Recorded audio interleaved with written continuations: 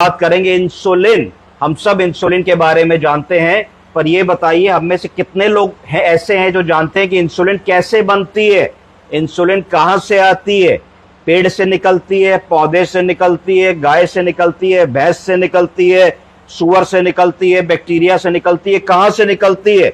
जितने लोग इसके बारे में जानते हैं कमेंट में मुझे बताएं कि ये इंसुलिन कहां से आती है। जो इंसुलिन का वाइल बिकता है, हम लोग दिन भर मरीजों को लिखते हैं, मरीज लगाते हैं, तो what is the source of insulin? आज हम लोग इंटरेस्टिंग बात करेंगे, इंसुलिन के इतिहास को जानने की कोशिश करेंगे। इतिहास जानने के लिए हमको जाना पड़ेगा काफी पीछे, 1921, सन 1921, अभी 2025 चल रहा है, 104 साल पहले की यह बात है। एक 14 वर्षीय बालक था जिसका नाम था लियोनार्ड थॉमसन। ये भर्ती था जापान के टोरंटो जनरल हॉस्पिटल में और लंबा इलाज चल रहा था। ये बिल्कुल ठीक नहीं हो रहा था, इसका वजन कम होता जा रहा था, ये सूखता जा रहा था, हर छोटा बड़ा इन्फेक्शन इसका ठीक नहीं हो रहा था। ये एक प्रभावशाली परिवार का बच्चा था, सब लोग बड़े परेशान थे कि क्या ऐसा कर दें कि इस बच्चे को बचाया जाए। पर उस समय 104 साल पहले की मेडिकल साइंस ने सारा जोर लगा दिया, जापान जैसा विकसित देश था, कुछ नहीं हो पाया। तब कनाडा में एक रिसर्च चल रही थी। क्या रिसर्च चल रही थी कि उन्होंने एक एक्सपेरिमेंटल डेवलपमेंट किया था, कैनेडियन रिसर्चर्स ने।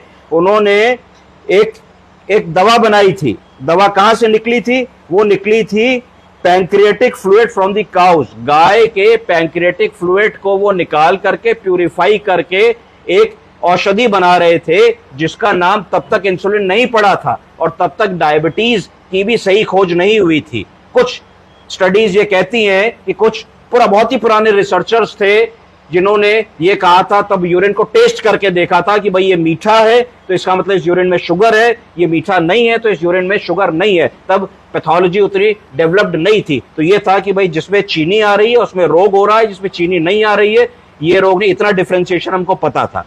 तो इन्होंने क्या किया कि 1922 में जो एक्सपेरिमेंटल पैंक्रियाटिक एक्सट्रैक्ट कनाडा में रिसर्च हो रही थी उसको उस लड़के को देना शुरू किया। जब उस लड़के को वो इंजेक्शन लगना शुरू हुआ तो धीरे धीरे देखते देखते वो बच्चा इंप्रूव कर गया। क्यों इंप्रूव कर गया? क्योंकि जब उसको एक्सटर्नल सोर्स से इंसुलिन मिली तो इंसुलिन मिलने से उसकी डायबिटीज ठीक हुई। जब डायबिटीज ठीक हुई तो ग्लूकोज का स्तर ठीक हुआ, ग्लूकोज का स्तर ठीक हुआ तो बच्चा ठीक हो गया और उस बच्चे की लाइफ बच गई। तब से ये इंसुलिन की खोज हुई और इसके अंदर जो दवा है इसका नाम इंसुलिन पड़ा। फिर क्या हुआ कि 1922 में पूरे विश्व भर में तहलका मच गया कि भाई ये कैसी दवा आ गई। तब बड़ी बड़ी फार्मा कंपनियां इसमें कूदी और विश्व की पहली ऐसी फार्मा कंपनी जिसने मास कमर्शियल लेवल पे इंसुलिन का प्रोडक्शन किया उसका नाम था एलाई लिली।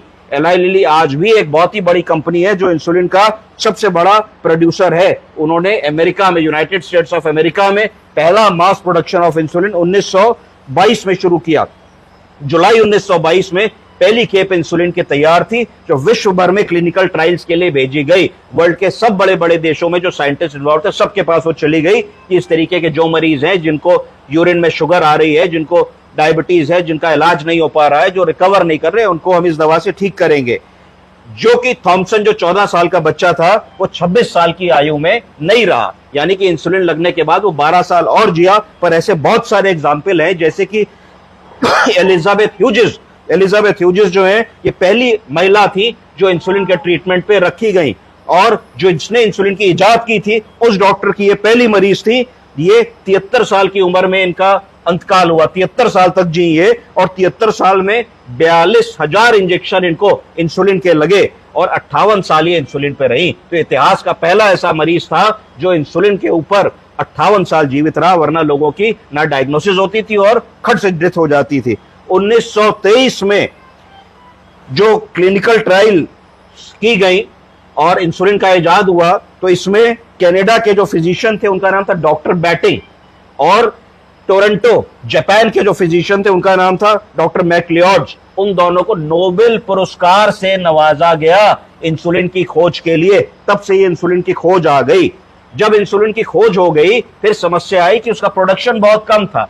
वो गाय के पैंक्रिया से इंसुलिन ले रहे थे, सुअर के पैंक्रिया से इंसुलिन ले रहे थे और उसको प्यूरिफाई कर रहे थे। जब उसको प्यूरिफाई कर रहे थे तो विभिन्न सोर्स थे, कोई जापान में बना रहा है, कोई अमेरिका में बना रहा है, कोई चाइना में बना रहा है, कोई नॉर्वे में बना रहा है, कोई स्पेन में बना रहा है, कोई इटली में बना रहा है। कैसे ले रहे हैं, लेने वाला कितना बुद्धिमान है, प्यूरिफिकेशन कितना बुद्धिमान है, तो उसमें एक सिमिलैरिटी नहीं थी। और देखा गया कि बहुत सारे ऐसे केसेस होने लगे जिसमें एनिमल वाली जो इंसुलिन थी उसमें प्योरिटी के इश्यूज आने लगे और एलर्जिक रिएक्शंस होने लगे। तब फिर दिमाग में बात आई कि भाई क्या ऐसा करें कि ये इससे बचा जा सके। तो 3 बड़ी विश्व की कंपनियां इंसुलिन बनाने में कूदी। पहली कंपनी जो कूदी एलाई लिली, दूसरी कंपनी जो कूदी नोवो नॉर्डिस्क और तीसरी कंपनी जो कूदी सैनोफी।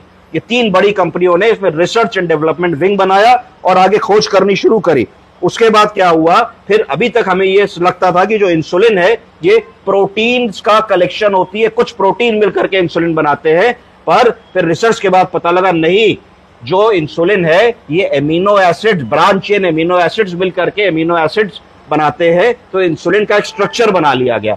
फिर यह पता लगा कि जो इंसान के शरीर के इंसुलिन का स्ट्रक्चर है वो गाय के इंसुलिन के स्ट्रक्चर से भिन्न है, और गाय के इंसुलिन का जो स्ट्रक्चर है वो सुअर के इंसुलिन के स्ट्रक्चर से भिन्न है। इसका मतलब ये समझ में आया कि कहीं ना कहीं ह्यूमन डीएनए की जो इंसुलिन है वो अलग है, काउ डीएनए की अलग है और पिग डीएनए की अलग है। तब से फिर क्या खोज हुई कि उसके बाद 1980 तक, 1980 तक पूरे विश्व में जो भी इंसुलिन आती थी उसका सोर्स क्या होता था, एनिमल्स होते थे। एनिमल्स में प्राइमरी काउज एंड पिग्स होते थे।